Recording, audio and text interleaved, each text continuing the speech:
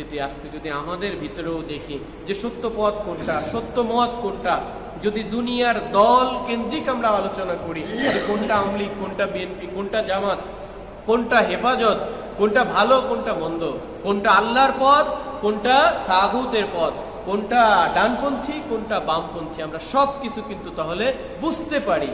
বোঝার পরও আমরা আমাদের দুনিয়ার স্বার্থ হাসিল করার জন্য আমরা কি করতে পারি না? দল ছাড়তে পারি না, মতামত ছাড়তে পারি না, মতাদর্শ ছাড়তে পারি না, আল্লাহর পথে আসতে পারি না। ওয়াহাদাইনাহুন নাজদাইন ওয়া ইম্মা শাকিরা ওয়া ইম্মা কাফুরা। আল্লাহ রাব্বুল আলামিন বলছে, তোমাকে আমি সত্য এবং মন্দ, ভালো এবং মন্দ বোঝার তৌফিক দিয়েছি। তারপরও যদি তুমি মন্দ পথ ছেড়ে ভালো পথে উঠতে না পারো, শুকরগুজার বান্দা হতে না পারো কুফরি ছেড়ে, তাহলে তোমার জন্য খুবই খারাপই।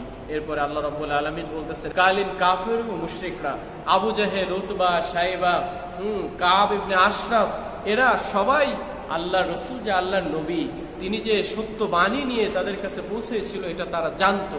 জানার পরেও, বুঝার পরেও তারা এই সত্যকে অস্বীকার করেছিল।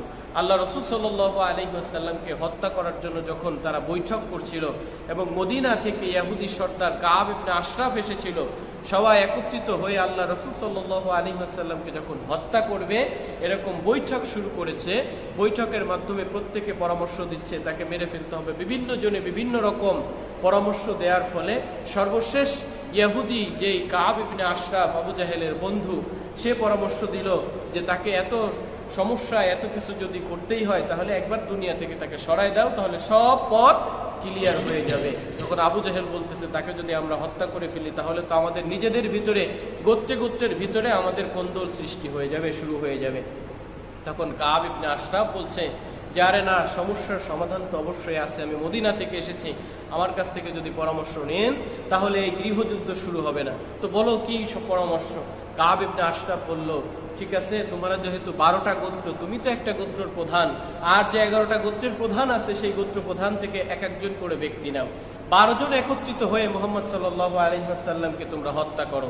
যেহেতু একত্রিত হয়ে 12 গোত্রের প্রধান থেকে 12 জন ব্যক্তি এসে একত্রিত হয়ে যদি সম্মিলিতভাবে তাকে হত্যা করা হয় তাহলে আর কোনো সমস্যা হবে না, কারণ প্রত্যেক গোত্র তখন এই হত্যার সঙ্গে জড়িত থাকবে, সবাই নীরবতা অবলম্বন করবে।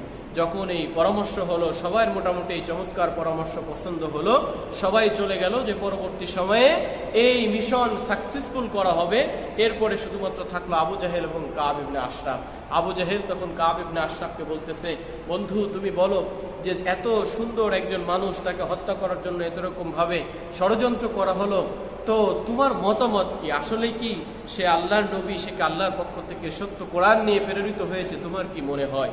তখন কাব ইবনে আশরাফ ফিরে গেল এবং ফিরে যে কাব ইবনে আশরাফ মক্কার দিকে ফিরে যেয়ে বলতেছে, ওয়াল্লাহি রব্বুল কাবা, ওই কাবা রবের কসম করতেছি যে অবশ্যই মুহাম্মদ সাল্লাল্লাহু আলাইহি ওয়াসাল্লাম আল্লাহর নবী এবং তিনি সত্য বাণী নিয়েই আমাদের কাছে উপস্থিত হয়েছে। এই কথা যখন বলছে, হঠাৎ করে তার মাথার ভিতরে আবার খেলছে, যদি সকালবেলা হত্যা করার পরে আবু জাহেল আমাকে ফাঁসায় দেয় যে সে নিজেই স্বীকার করেছে সে আল্লাহর নবী, তাহলে তো সমস্যা হয়ে যাবে। সাথে সাথে সে ব্যাক প্রশ্ন করেছে, আবু জাহেল, আমি তো আমার মনের কথা বলে ফেললাম, তোমার মনে কি বলে? তুমি কি আসলে তাকে নবী হিসাবে মনে করো কিনা? তখন আবু জাহেলও সাথে সাথে বলল, আল্লাহি, আল্লাহ রসুল সাল্লাল্লাহু আলাইহি ওয়াসাল্লাম তিনি আল্লাহর নবী এবং তিনি সত্য বাণী নিয়ে আল্লাহর পক্ষ থেকে প্রেরিত হয়েছে।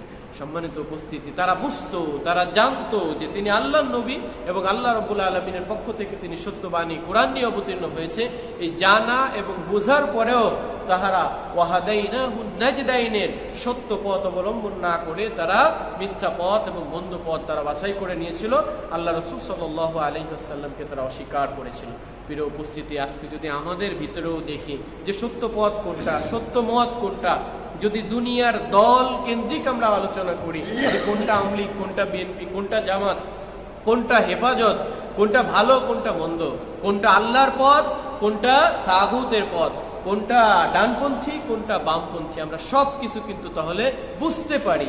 বোঝার পরও আমরা আমাদের দুনিয়ার স্বার্থ হাসিল করার জন্য আমরা কি করতে পারি না, দল ছাড়তে পারি না, মতামত ছাড়তে পারি না, মতাদর্শ ছাড়তে পারি না, আল্লাহর পথে আসতে পারি না। ওয়াহাদাইনাহুন নাজদাইন ওয়া ইম্মা শাকিরা ওয়া ইম্মা কাফুরা। আল্লাহ রাব্বুল আলামিন বলছে, তোমাকে আমি সত্য এবং মন্দ, ভালো এবং মন্দ বোঝার তৌফিক দিয়েছি। তারপরও যদি তুমি মন্দ পথ ছেড়ে ভালো পথে উঠতে না পারো, শুকরগুজার বান্দা হতে না পারো, কুফরি ছেড়ে, তাহলে তোমার জন্য খুবই খারাপই। এরপরে আল্লাহ রাব্বুল আলামিন বলতেছেন,